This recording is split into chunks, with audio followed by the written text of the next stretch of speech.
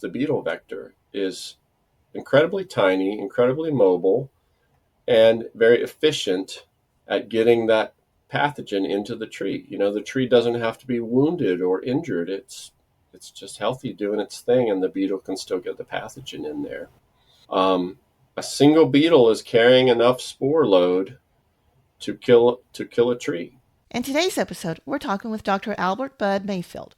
Bud is a research entomologist with the Southern Research Station of the USDA Forest Service. Hi, Bud. Welcome to the podcast. Well, thanks for having me. I've been looking forward to it. You're welcome. Yes, I've been looking forward to it as well. And in some ways, this is kind of, I'd say, a continuation of a conversation that I had with Alexandra Bevins from the University of Kentucky Extension Service several years ago about Laurel Wilt Disease. Yep. Because at that time, Laurel Wilt Disease had been in Kentucky for 2 years or so, I think, around that. And it had recently been found in my county, a little bit further away than I am. And I wanted to know what was going on and wanted to learn more about Laurel Wilt Disease. I mean, I knew the basics, but I wanted to go a little bit more in depth. Yeah. And some of the trees that they affect are some of my favorite trees. So I was like, and pretty common on my farm. So I was like, I really want to know. And a lot of other people I was talking to wanted to learn about it as well. So we had that conversation. And then, like I said, a few years have passed, but I haven't heard as much about it in recent years as I was before.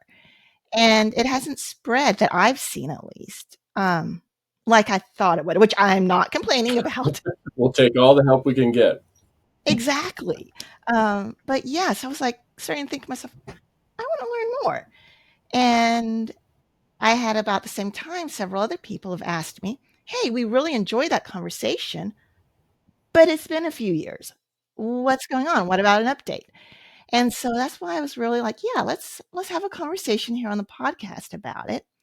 And that's when I reached out to you because I was like, what? I want to know more. What's going on? What's changed or hasn't changed? Sure. And so, yeah, I'm really looking forward to this conversation. Excellent. Well, I'm honored that you invited me. And Laurel wilt's been one of those things that I've been exposed to since the mid 2000s when I used to work in Florida.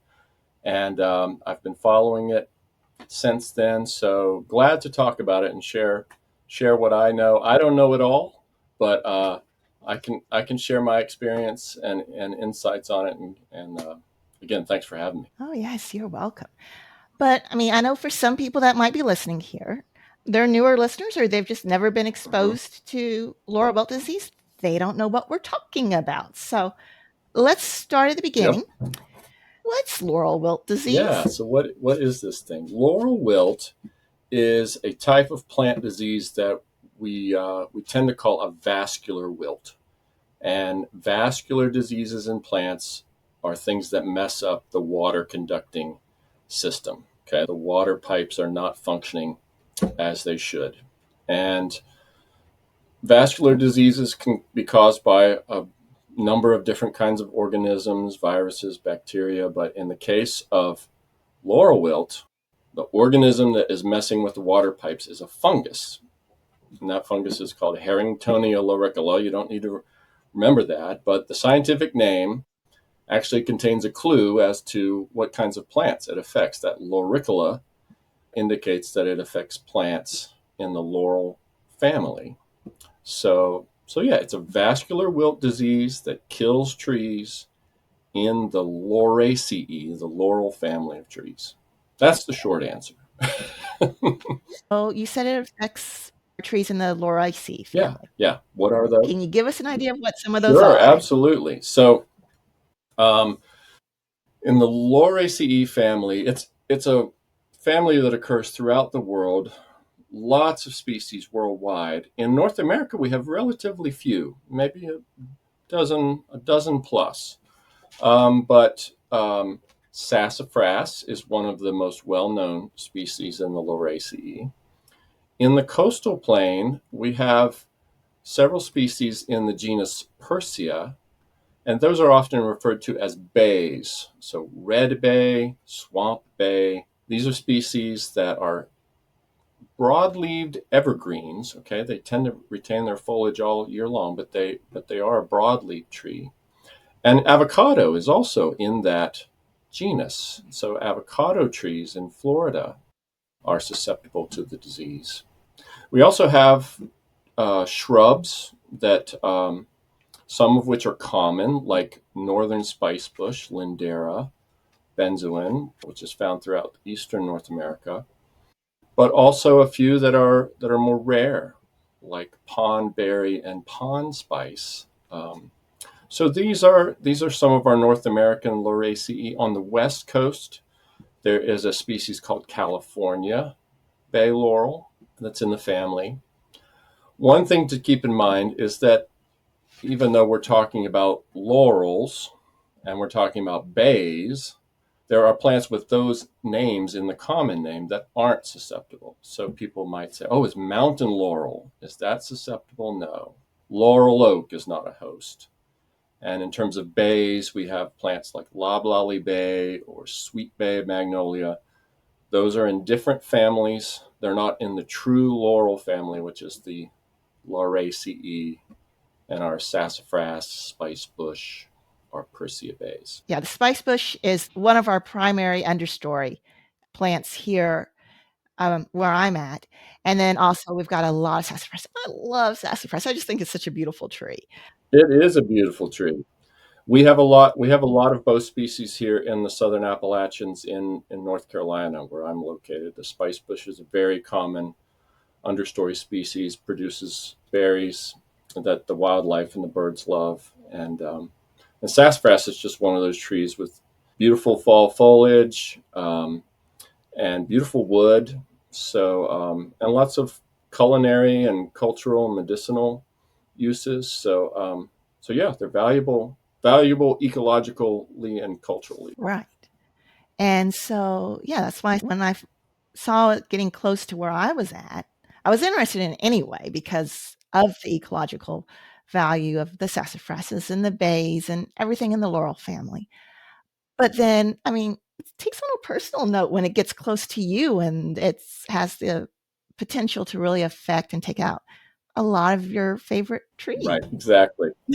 Exactly. And I think one thing that is important to bring up with Laurel Wilt disease, okay, we're talking about the disease and it kills the plants, but what causes the disease? Yeah. No, it's a good question. One of the interesting things about this disease is its connection to an insect that's known as the redbay ambrosia beetle. And maybe to give it a fuller explanation, I'll talk a little bit about the life cycle of the insect and ambrosia beetles in general, and then we can cover some of the specifics about redbay ambrosia beetle and laurel wilt. So ambrosia beetles in general, we have native species of ambrosia beetles in our forests, and they're thought of as fungus farmers. Okay, so they are insects that typically bore into the trunks or stems or sometimes even small branches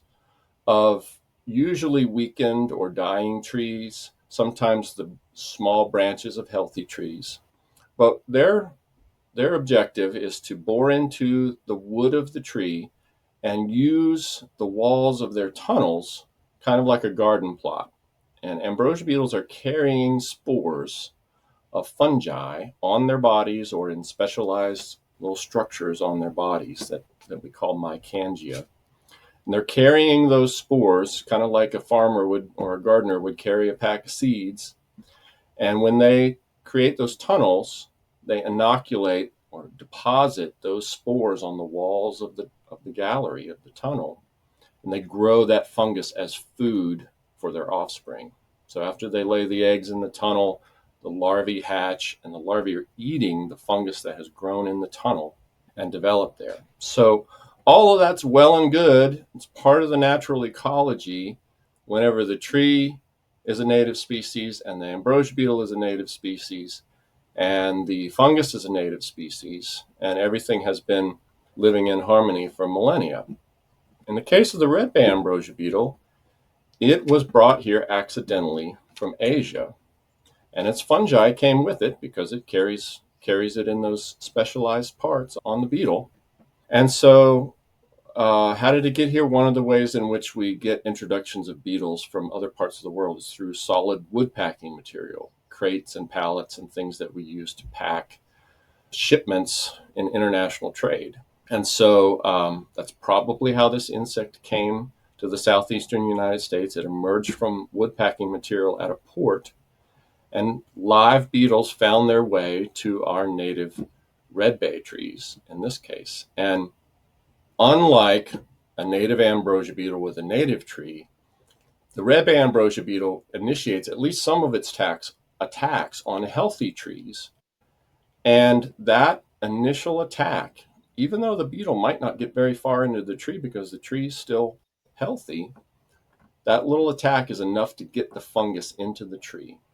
And the tree, being kind of naive to this foreign pathogen, has a hypersensitive reaction to the fungus. And it's trying to close off the water conducting cells in the wood to wall off the pathogen and keep it from spreading in the tree. However, because it's a foreign pathogen, it has not been exposed to this pathogen before, it's a hypersensitive reaction, almost like an allergic reaction. And it shuts down most or all of the water conducting function of the sapwood. And so, yeah, you're trying to wall the fungus off, but you're actually shutting the water down for the whole tree. And so you're going to be in bad shape because you're not getting water to the leaves. So that's a little bit about how the disease operates. It's kind of a symbiosis between a fungus and a beetle that happen to be here in North America with trees that aren't co-evolved to deal with those species. Does that make sense? Is that too much technical jargon? Oh, no, that was great. Good. When was it found here? I Yeah. mean, first detected. I guess that's the best way because we don't know exactly when it That's a really arrived. good point. Often when we detect something, we have no idea how long it's been here. But the first detection of the redbay ambrosia beetle was made in 2002 in a trap near the port of Savannah that was put out exactly for the purpose of trying to detect the entry of non-native bark and ambrosia beetles. And the trap only caught a few beetles. And at the time, there was no knowledge of what the beetles were doing to any of our native trees. There was no known forest health problems around the port at the time. And so it was very difficult, even though the beetle was identified. What did it mean? Did it mean that it just flew out of the port into the trap? Did it mean it was established in our native trees? Nobody knew. And the trap was being baited with lures that were not specific to the beetle. So subsequent surveys for the beetle didn't show anything. So 2 years went by before any real progress was being made toward linking this insect to tree disease. And it was in 2004 near, the Hilton Head Island area of South Carolina, which is just north of Savannah. A scientist who used to work in our research unit, who has since retired, Steve Frederick, went down and investigated dying redbay trees. And he discovered not only the redbay ambrosia beetle in those trees, but a pathogen, a fungus that was responsible for killing them. And, it was kind of the rest is history from there. The disease continued to spread, and the fungus was identified as the causal agent of the problem. So it's been 20 plus years ago that it first made its arrival on the southeastern coast of the U.S. And I think it's probably worth pointing out too is that yes, the common name for the beetle is the redbay ambrosia beetle, but it doesn't mean that it's native to here. That's right. The common name originated because redbay was the first species in North America in which it was found. But the beetle is native to Asia, and it occurs in species in the Lauraceae in its native range in Asia. Of course, there are different species than we have here. So that's a very good point. It's not native to redbay, but its initial impact, redbay was the first species, but not the only. Right. And in its native land, what does it do? Does it kill the trees there, or? No, in its native range, it operates from what I read and have talked with other colleagues. It operates very much like an ambrosia beetle typically does. It's found in dead and dying trees. It's not killing a lot of trees. It may be killing parts of a tree and doing its breeding in maybe a branch or a weakened part of a tree, but it's not killing thousands or millions of trees in its native area, because presumably those trees have defense against the pathogen and against the beetle. That's usually the way it works, but I think it's can often be forgotten Yeah, yeah. sometimes. Just that link and how crucial that is between something causing problems in one area because the plants, the animals, the you name it, didn't evolve with it. They have no, like you said, immunity to it or way to deal with it. Whereas in someplace else, it's no big deal at all. And that goes both directions Both too. I mean, directions, yes. we've had so many of our native plants, animals, fungus cause problems in other parts of the world too. That's right. It's not good plant, good fungus, bad fungus, anything like that. It's foolish people. So we've talked about how the beetles are what's spreading the fungus, and it's the fungus that's causing the problem, not the beetles per se, correct? That's right. And one of the ways that that's illustrated is that you can get disease in plants without the insect. For example, if you take the pathogen and artificially inoculate a tree, for example, drill a little hole and insert some spores of the fungus suspended in water, you can initiate disease in the tree. Trees that have underground root connections, and this is particularly the case in sassafras, which grows clonally and has an interconnected underground root system. The pathogen can move from stem to stem underground just through those root connections. And there was a graduate student at Clemson University a few years ago who was tracking that movement of the pathogen underground, and more than 3 meters a year, that pathogen could move through the roots of small sassafras trees. So, yeah, that's another way. It's another way that the pathogen can move. There are, of course, when a tree dies, it gets attacked by a number of insects, not only the redbay ambrosia beetle, but other native and introduced bark beetles and ambrosia beetles that are in our environment already. And it has been shown that when a tree diseased with laurel wilt is attacked by some of these other beetles, those insects can also pick up the pathogen and emerge from the tree with it. Now, how much those insects are causing infections on new healthy trees is uncertain, because many of those insects are not attacking healthy trees as part of their normal behavior.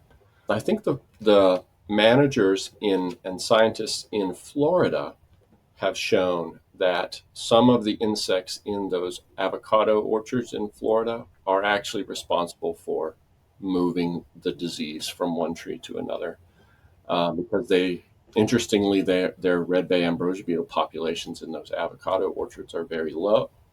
The redbay ambrosia beetle brought the pathogen there, but in terms of how it's getting around, some of those other insects are probably more important vectors than the redbay ambrosia beetle. In our forests in Kentucky and North Carolina and parts of the range that are now infested, it's really uncertain how much other insects are playing a role, but it's something that we, as we continue to learn about the disease, I think will become clearer over time. Yeah, that was one of the things I was kind of wondering about too, because there are so many other insects that use the tree, or even just thinking woodpeckers drilling into the tree.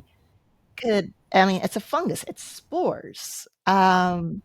spores go everywhere and can be passed so easily. I was wondering if that could be helping to spread it, or if there was something special about the way the ambrosia beetle carried the fungus or Hmm. whatever, that some sort of activation, I guess, Sure. that was causing it. But it sounds like no, they're spores and they do what fungus spores do, which is go wherever and attack when they can. Ambrosia beetles, as I said before, they have these specialized structures on their bodies that tend to that carry spores and that house spores. Many insects are have lots of little hairs. I'll call them for the common person, that when they're tunneling through the sapwood, which is where this fungus grows, those hairs are picking up the spores. And so, and if they are actually tunneling in the wood and chewing the wood, they may be ingesting those spores. So the beetles are very good at picking up fungus.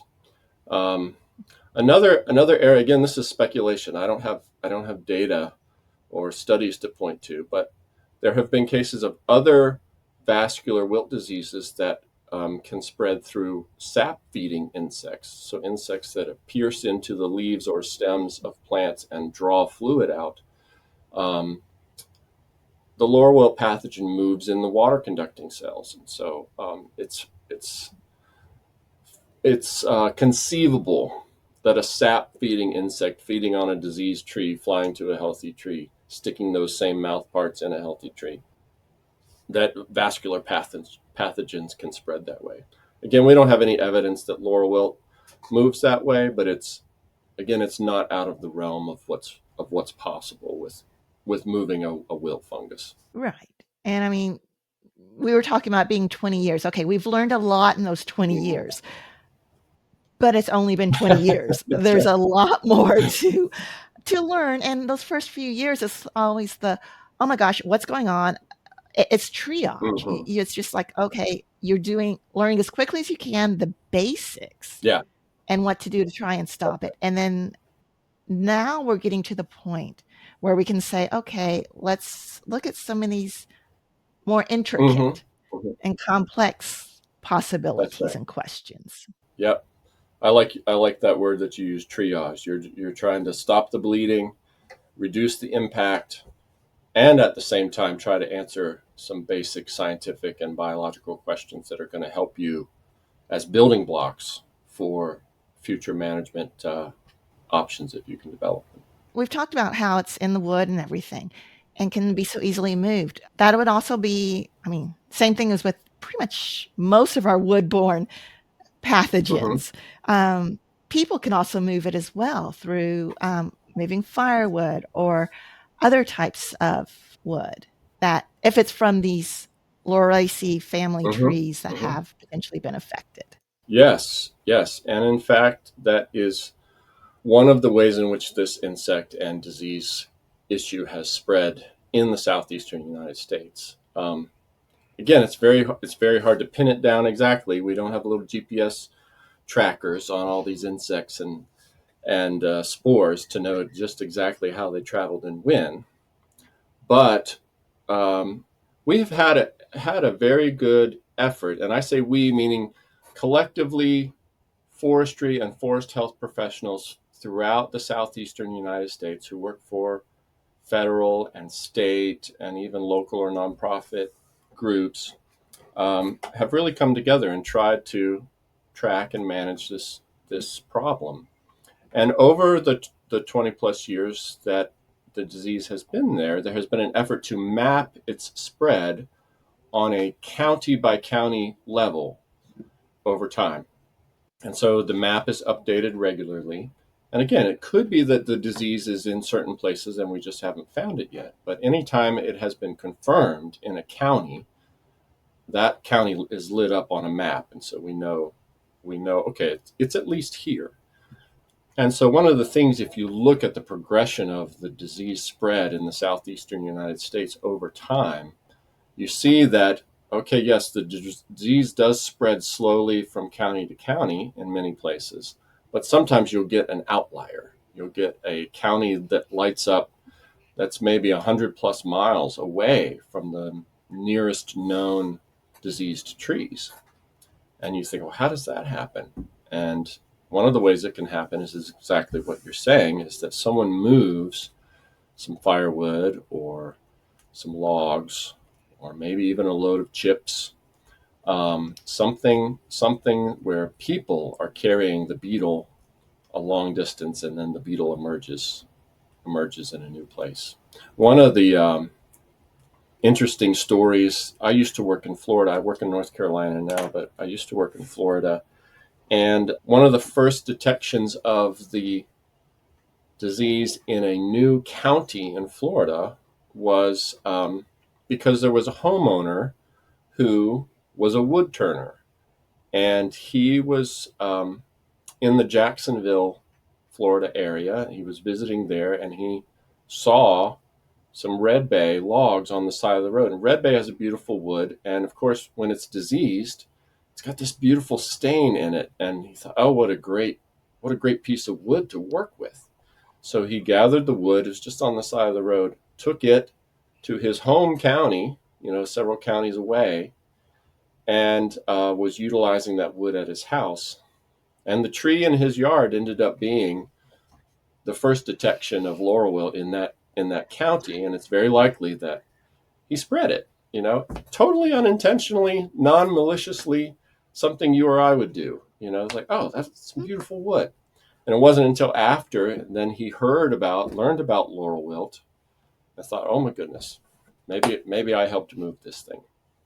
And so it's one of the reasons why you might notice that different states have don't move firewood programs, or even a national effort to don't move firewood. That's the reason, is because we can unintentionally move these insects to new areas through the movement of wood. Not just red ambrosia beetle, but other wood-boring invasive pests like you've probably covered on your podcast with other people, like emerald ash borer or something like that. Yes, emerald ash borer was when I really first started hearing the big push for don't move firewood and everything. That was when that got started. And then, I mean, Laurel Wilt disease was just the same sort of thing. And it's picked up momentum a Yeah, lot, I yeah. think, in the past 20 something years. And it's something that people can relate to. Is that, you can, when you're talking pathogens and minute insects, it's hard for people to relate. But moving firewood to some place where you're going camping, people can wrap their head around that and feel like they're making a difference. So I think it's a good movement. Yes. And speaking of moving wood, I mean, it could be lumber, it could be firewood, anything. Does kiln treating it or heating it up kill the beetle and the fungus, or do we know? Yeah, that's a great question. So one of the phytosanitary treatments that is widely used and research based is part of what's called ISPM 15. The ISPM stands for International Standards for Phytosanitary Measures. So these are standards that can be used to treat wood so that you can safely move it to a distant location without great risk of moving insects and pathogens. For example, one of the standard treatment protocols for most insects and pathogens in ISPM 15 is that the wood needs to be heated to at least 56 degrees centigrade or Celsius for 30 minutes or more. And so to the core of the wood, to the center of the wood.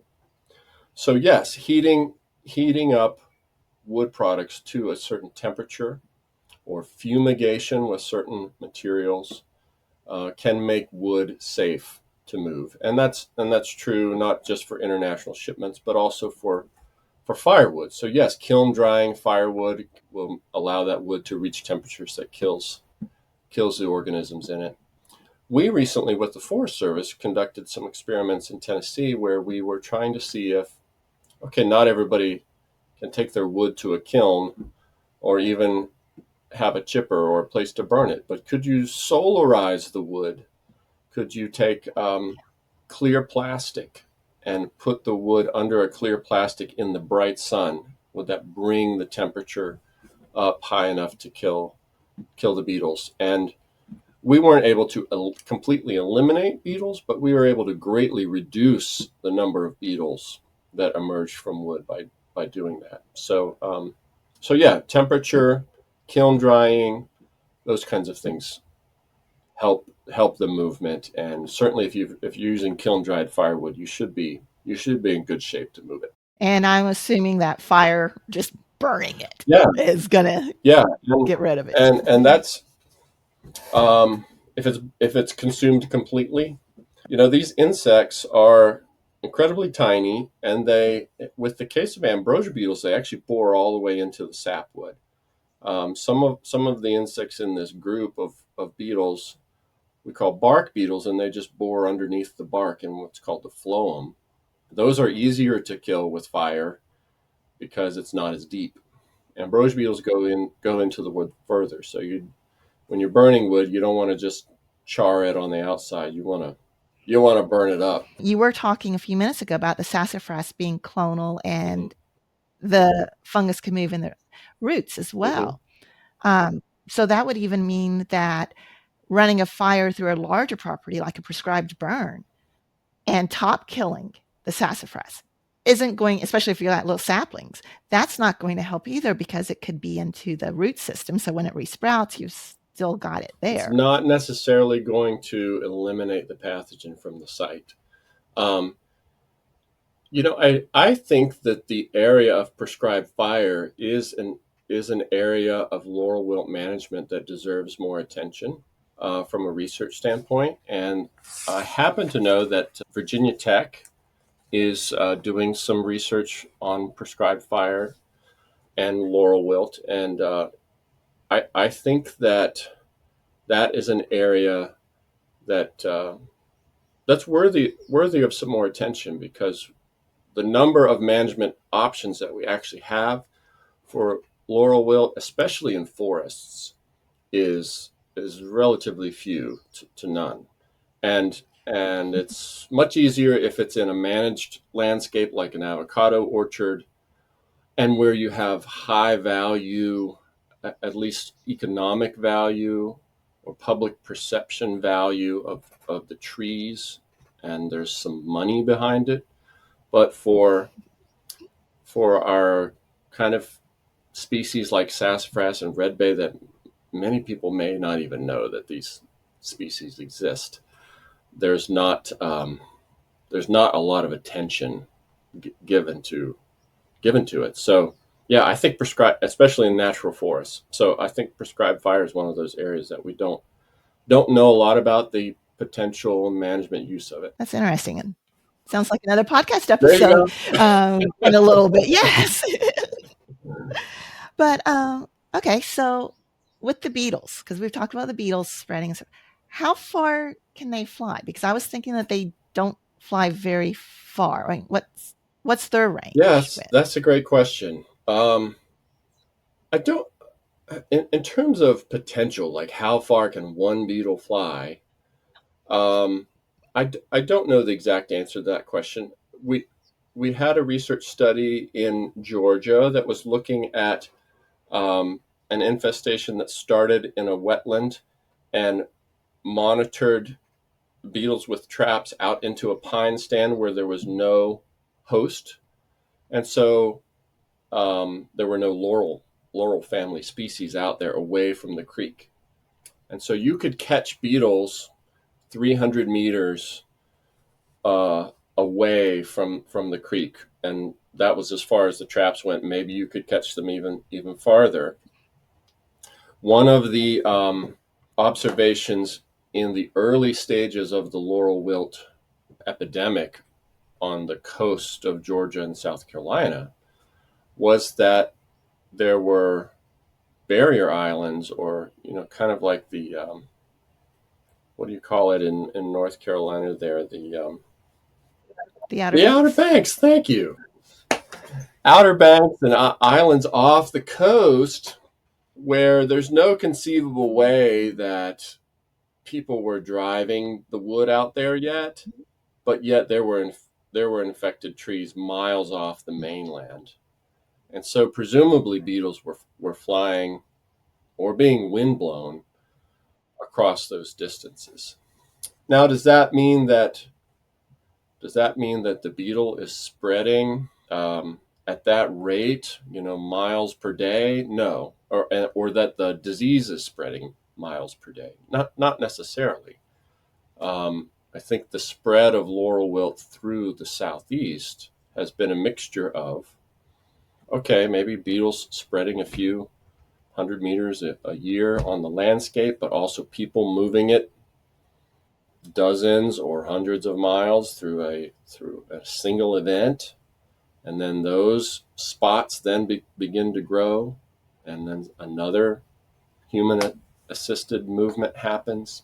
So there was a paper that showed that in the early stages of the outbreak, if you look at how the county infestations showed up, the first 5 years or so, the rate of spread was like 25 miles per year in terms of new counties.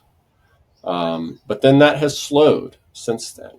And it may be part of, okay, we're filling up more and more of the range of sassafras and redbay, and so there aren't as many new detections. It also could be that the range now for the disease is the new area for it to expand in eastern United States is northward. And so it's cooler.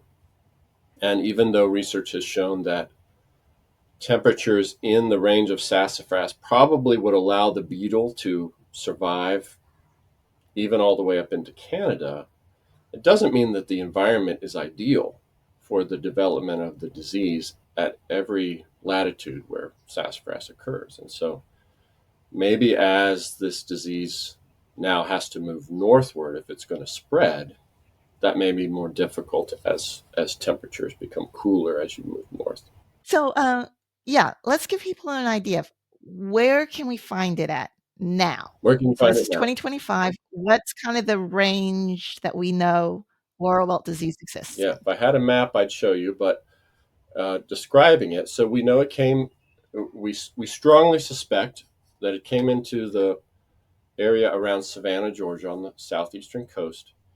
It spread all the way down through the peninsula of Florida and across the Panhandle, west to Texas, eastern part of Texas, and then you can find it from there up through Louisiana, Arkansas, Kentucky, up to around the Louisville, Kentucky area, and then back eastward again through very southern part of Western Virginia and over to the coast of North Carolina. We actually have not found it here in the higher elevation areas of Western North Carolina yet. It's right on the border with Tennessee in terms of known infections, but we have not detected it in Western North Carolina per se.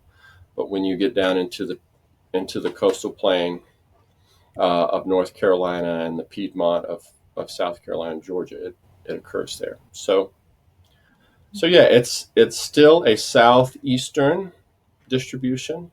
So you could find it in those areas, and there's a website where you can go and look at the current distribution. But as we sometimes say, an uninfected area is just a truckload of firewood away from from being infected. So we hope not. Yes, hope not. And yeah, I'll put a link to in the show notes for anybody who wants to see that map because I think it is very important and helpful Yep, for sure. to see it. Mm-hmm. And that's really interesting too. At least I find it really interesting that it hasn't spread north of Kentucky really. Right. Because when I was talking to Alexandra, like I said, several years ago, we knew that the beetles seemed to be able to be, from everything that they'd done in the research and stuff, should have been able to move on north. But like you said, the disease isn't being seen there, which is reassuring in some ways, but it's also it's interesting. Yeah. Is the fungus able to survive that far north? I think it's very likely that the fungus can. It's just that for disease, if we think back to our basic ecology or biology classes, A disease can be thought of as a triangle with three different corners, and we have host, and we have pathogen, and we have environment. And you have to have all three of those to make disease. And often the environment is that part of the is the most important part of that triangle. You can have this organism that causes problems, and you can have the plant that it causes problems in. But if the environment isn't right, um, you're not going to have the disease. And so that's one of the questions that we have to keep in mind about how far north will it go. And again, it's not as though there is a generously funded monitoring effort for laurel wilt annually across the United States. There definitely is not. And folks, as I'm sure you well know, folks involved in forestry and forest health, it's like drinking from a fire hose. You've got so many different things you're trying to keep track of and help people with. And so our laurel wilt monitoring effort is really, you report it as you see it, as you kind of run into it. And so again, there could be laurel wilt infections that we don't know about yet, and there'll be some time before they show up. Just like it was in good old coastal Georgia back in 2002. The beetle was there. It probably was in our native trees because it showed up in a trap, but there was a lag time before realizing it, and that there were enough dead trees to generate some public attention. So, how do people know if they found a tree that's got Oh, laurel well, wilt that's a disease? great question. One thing to keep in mind is that to confirm that you have a tree infected with laurel wilt, you have to get an identification of the pathogen. And that's typically done by sampling a part of the tree and that going to a lab, and they either isolate the pathogen from the wood onto into a petri dish, and they can identify the pathogen because of its physical characteristics, or, and what's often done, even if the physical characteristics are recognized, confirmation is also done genetically, or a molecular confirmation with the DNA to say, yes, this pathogen matches the genetics of what we know to be the laurel wilt fungus, Harringtonia lauricula. There are even some really cool equipment now that you can do that molecular identification in the field with a little piece of equipment that allows you to do what's called a lamp assay. Not everybody has access to that, but there's been a lot of progress. Things have come a long way for molecular identification of pathogens. So that's how you know for sure. Like, yes, this was caused by laurel wilt. But nonetheless, there are symptoms, ways in which the tree is expressing the disease, that although they aren't 100% diagnostic for laurel wilt, they help give you a clue that, okay, this may be laurel wilt, and this would be a tree that is worth sampling to identify the pathogen. So when trees are in the early stages of laurel wilt, they may express discolored foliage. For example, in sassafras, when trees are infected and it's the middle of the summer and that tree's struggling to get water, you may notice that the leaves almost look like they should a few months later in the fall when they're beginning to change color for autumn. And yet it's July, and you're thinking, oh, that's too early to see those pretty pink and orange colored leaves. So that can be an early symptom. Another is that as those leaves fail to get enough water, they droop, and hence the name of the disease, a laurel wilt. So you get wilting foliage. In the coastal plain with the broad-leaved evergreen trees that we were talking about, like the Persea bays, those trees tend to hold on to their wilted and discolored leaves for weeks or maybe even months.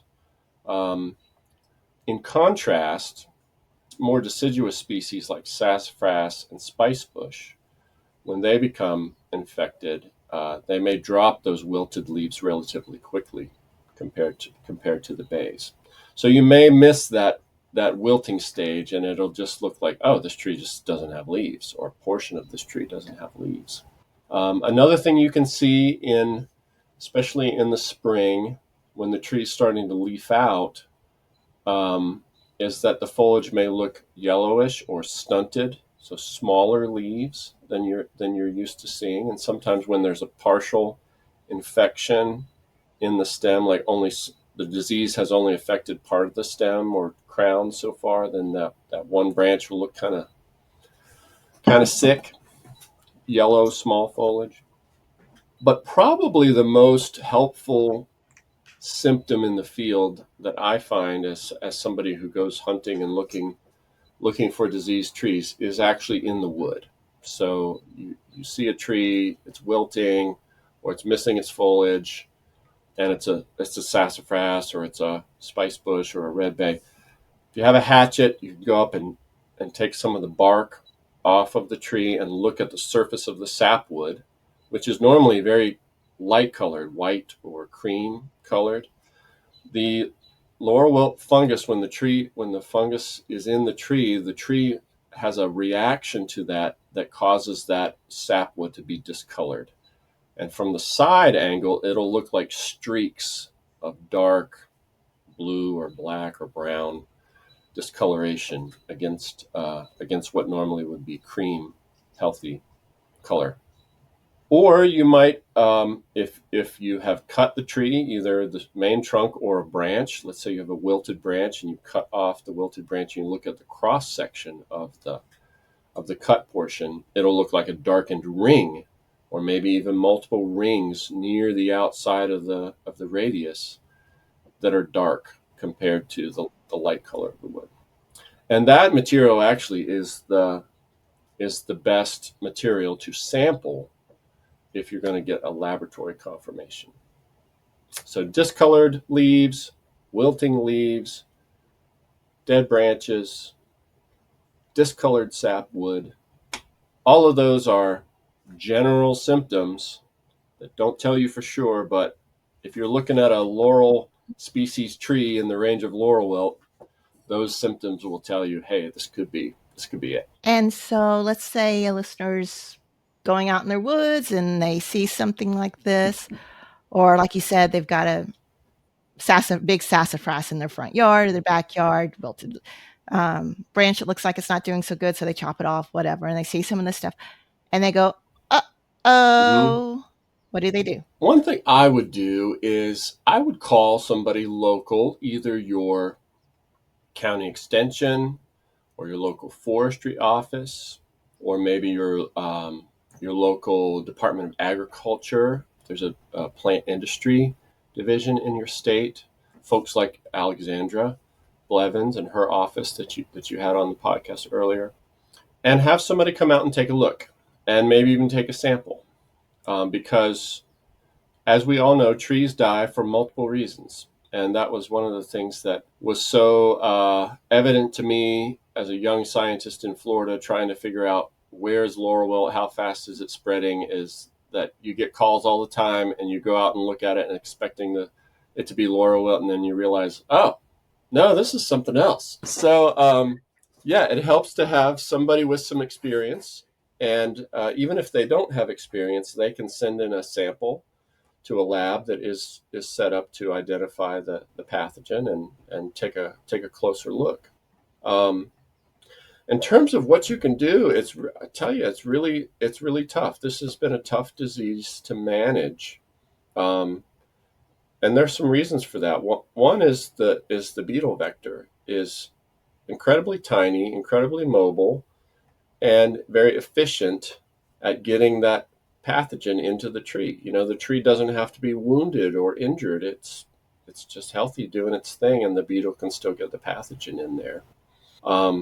A single beetle is carrying enough spore load to kill a tree, and there does seem to be some resistance in both sassafras and redbay populations. Not every tree that gets I shouldn't say necessarily resistance, but at least tolerance, that Not every tree that gets infected is doomed to die within a year. Many do, but some don't. And so there may be some resistance or natural tolerance in the population out there. But even just a little bit of fungus carried by one beetle is enough to bring down, let's say, a big redbay tree or a big sassafras tree. It's not like you need an overwhelming number of these insects making holes in the tree to kill it. So that makes it tough to manage. And so for vascular wilt diseases in general, in concept, you could use strategies that have been used against other wilt diseases, like Dutch elm disease. Dutch elm disease has a very similar progression where you have bark beetles spreading a fungus onto healthy trees. The little beetles are feeding in the little branches. The tree wilts. The beetles breed in the tree. American elm was an extremely valuable street tree, shade tree in cities and parks and communities. Big, beautiful umbrella, arching crowns. And so people really did not want to lose their elms. And so you you had public support for a community effort for things like sanitation. So, hey, we see an infected tree, let's go cut it down, let's chip it up, let's burn it, let's process that wood and reduce the number of beetles on the landscape to help protect the trees we still have. Um, it's hard to do that when the tree is a sassafras or a redbay. This is because they aren't this big, beautiful street tree that's shading my house. Um, so, in theory, could you use sanitation? You probably could. It'd take a community-wide effort that probably most people aren't going to do. And the beetles are so tiny, and so few are needed to infect a tree. There's been some work done, as there has been done for Dutch elm disease. There's been work done to look at infusing fungicides into trees in order to prevent spread of the fungus and infection of the fungus in the tree. Um, it's what you would call a preventive measure. So you would need to treat a tree before it has symptoms, get the fungicide in there, and the way it's typically done is you drill holes in the root flare of the tree and infuse a volume of fungicide and water into the tree so the tree's taking it up just like it would take up water from the roots and distribute the fungicide through the tree. It has been demonstrated that you can protect a tree for about 12 months, both for redbay and sassafras, by infusing a fungicide in that manner. But the fungicide doesn't move into new wood as the tree is growing. So after you've treated for 1 year, you're not guaranteed to have protection from that same treatment for multiple years. And do you really want to go drilling holes in the base of your tree every year and paying for it? Most people don't. So could it be an option for a really high value big tree that you're going to do this and you're going to practice sanitation on all the other little trees around it? Maybe. But again, it's not an area wide type of solution, and not for a forest level stand. So it's tough. It's tough. That's why I was saying I think we need some more research into other treatments, like maybe prescribed fire in natural areas. One of the interesting things about the beetle, I'm sorry I'm rambling a lot here, but I keep thinking of things. Oh, you're actually covering a lot of what I was going to Oh, good. ask. Okay. And we're doing good. One of the things that we found out about the red ambrosia beetle is that it has a preference visually for larger diameter stems. And so it's not doesn't necessarily mean that smaller stems are more resistant to the pathogen, but smaller stems are not as attractive to the red ambrosia beetle in flight as a bigger stem. And so reducing the prevalence of large diameter trees on the landscape could help you reduce the number of beetles, in theory, and yet maintain a presence of the tree. So maybe you're not going to have 24-inch, 12-inch sassafras trees anymore, but could you still have small diameter sassafras and redbay and keep that as an ecological component on the landscape with stems that are not as big and visually attractive to the insect? Would it still serve the same purpose in the ecological landscape, though, if you take out all the Not bigger? necessarily. It won't be the same. It may be able to function for certain organisms. For example, as I think about ecological impacts, and this might be one of the areas what you wanted to talk about too. One of the concerns with laurel wilt is reductions in biodiversity. So the laurel family has insects that are very specialized on laurel family plants. For example, there's a butterfly species called the Palamedes swallowtail. That butterfly uses only laurel family plants like sassafras and redbay as its larval host. The caterpillars only eat laurel family leaves. In the coastal plain on redbay trees, there's a little hemipteran insect called a redbay psyllid, one of those kind of sap feeding type of insects that creates a gall on the edge of redbay leaves. And in fact, that's a great way to identify redbay. Does it have these little galls on the leaves because the redbay psyllids are so common. That insect is completely dependent on Persea, on that genus, on bays. Had a graduate student at University of Tennessee recently, Matthew Longmire, was looking at what are the insect associates of northern spicebush. And he found several species that some of which were curiously like insects that build leaf shelters with spicebush leaves that are very specific to spicebush, and even the natural enemies of those insects may be at risk because you have little wasps and things that are the enemies of the herbivores that eat the spicebush. Those are insects that are at risk as we lose more of our sassafras or spicebush populations. Now, are those laurel species going to go extinct? I don't know, and it doesn't feel like it. As you look at the landscape where the disease has been a long time, there's still small diameter plants out there, even of redbay in areas that have been hit hard on the coast. But there's still concern that as the populations of that host are reduced dramatically on the landscape, that we also are at risk of losing biodiversity of organisms that are dependent on those plants. Right. And that's one of the things that I think is so important to bring up, and it's really kind of discouraging in some ways and very concerning with this disease is that we don't have any of these landscape level ecological management Right. actions that we know that we found yet that could potentially control this. And then it's like you said, all these ecological impacts of, okay, if we start losing these larger diameters, or if even we start to lose the majority of the smaller diameter plants in these families, what's the ripple Right. effects? Because I mean, there are so many, like you said, so many specialized insects. I mean, the spicebush swallowtail butterflies. I mean, that's the one that's really big here because, I mean, we've got spicebush and sassafras.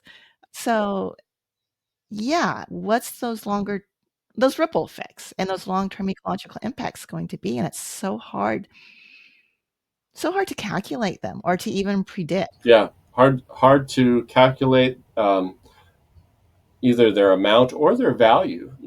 It's not something that's easy to put a dollar value on if you're trying to justify it for some funding to work on it or to manage it. It's hard to do. The same is true of the cultural impacts. The plants in the Lauraceae are one of the reasons that they're so beloved is that they're rich in essential oils, and so they're very aromatic. and they have culinary uses. You may have had bay leaves in your gumbo, or the cinnamon plant is in that same family.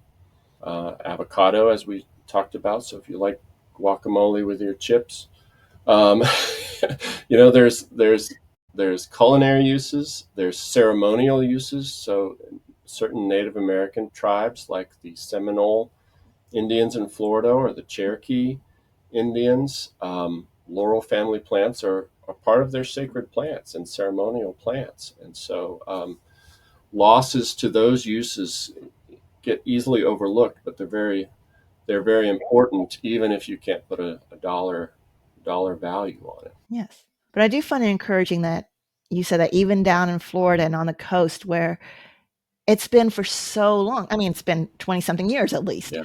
that it's been there, we're not losing everything. And there seems to be some tolerance. That doesn't minimize, Right. I don't think, Right. the importance of studying and learning more, trying to find hopefully ways to manage this Sure. Yeah. on a landscape ecological scale. But it gives us a little bit of hope that, yeah, there's at least Some possibilities here. possibilities. Yeah. When I was in Florida, there was a graduate student there, Mark Hughes, who did his PhD at the University of Florida, and he was one of the first people out looking for resistant genotypes of redbay. So he would go to areas where the disease had gone through and killed the vast majority of redbays in the area, and usually all that's left are these small diameter trees. And the question was, are they left just because the beetle missed them, or are they actually resistant to the pathogen? And so Mark went and took cuttings of those trees and figured out a way to root them and grow them up to large size plants, and then challenged them with the pathogen. And he was successful in finding some genotypes of redbay that were resistant to laurel wilt. And so that was that was one of those little silver linings of hope. And a similar effort has been initiated for sassafras.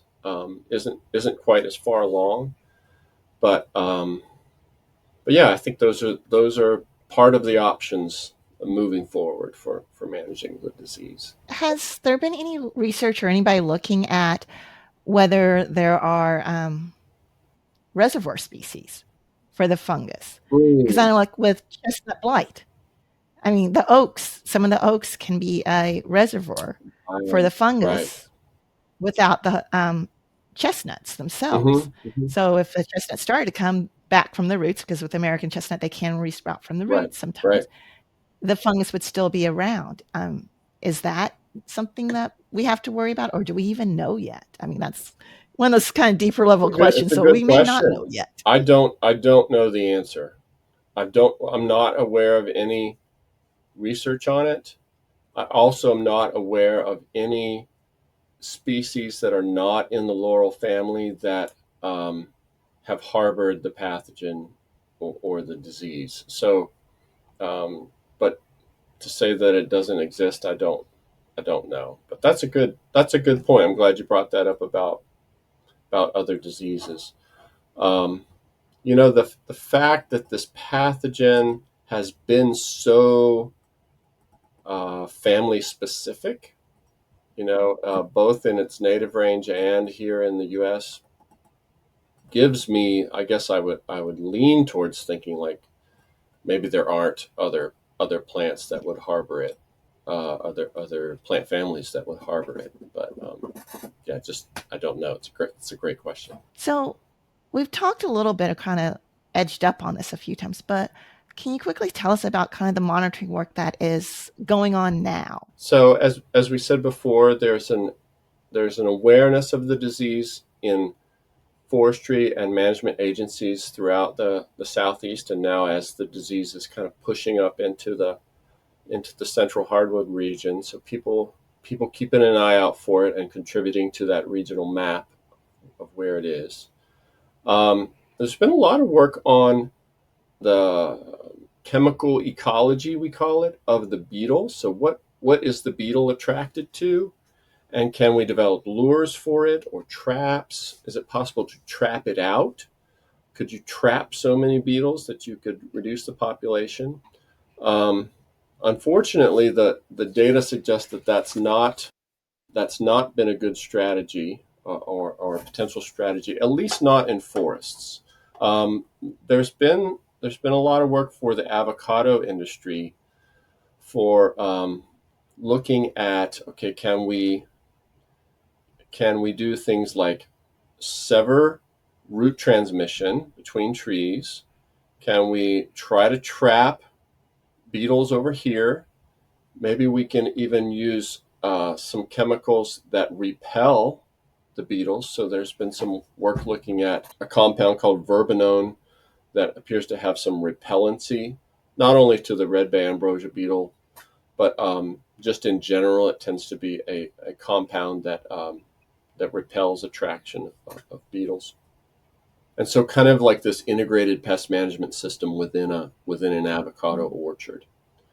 I think you have many more limitations whenever it's something on a forest landscape and the trees aren't predictably arranged on the landscape and maybe even go unnoticed.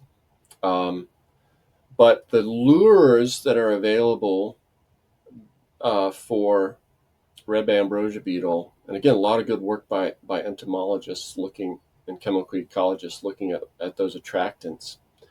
Um, there isn't what we call a pheromone for the beetle. So a pheromone is a compound that's produced by the insect that communicates messages to members of the own species. So you can have let's say an aggregation pheromone is a great chemical to have if you want to lure in large numbers of insects, because the insects think, that's someone from my own species producing that and saying, come on over. The red ambrosia beetle doesn't have that. And so the lures that are developed for it are primarily host-based compounds from the plant. And while those can be attractive, they don't seem to be attracting beetles from long distances. Um, it may be on the order of just a few feet or meters away that helps that insect that's kind of navigating through the landscape, and it gets close to a tree, helps it decide, all right, I'm going to land on this because it smells like a sassafras. But in terms of pulling insects in from long distances, no. And so the traps are not particularly a good early detection tool whenever you don't know that the problem is already in the area.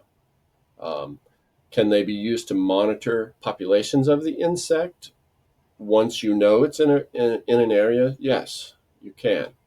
But if it's an area where you're not even sure if you have symptoms, putting out a trap isn't necessarily going to pull in the few beetles that might be there, and trees are just haven't shown symptoms yet. So that's why a lot of the monitoring is symptom based rather than beetle trapping based, if that makes sense. Yeah, it makes a lot of sense. And also kind of tells me that it's really important for any of us normal everyday citizens who like really care about things, if we see symptoms, whether we're hiking or on our own property or something like that, to let people Let people know know. That's right. so that we can help monitor and determine what the spread really is. Yep. And if it's not in a county, is it not in the county because it hasn't been reported? Or is it really not in that county? It doesn't exist there yet. Absolutely. Yeah. And make use of those resources in your county and in your state.